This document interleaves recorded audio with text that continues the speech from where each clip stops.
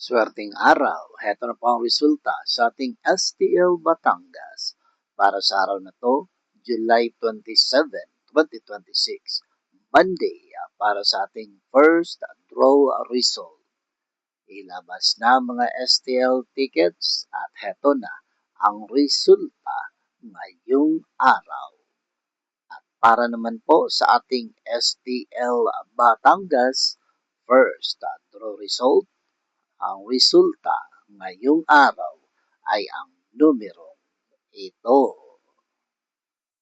Laging tandaan mga ka-STL, sundin natin palagi ang batas trapiko para iwas disgrasya at ligtas tayong makakauwi sa ating tahanan.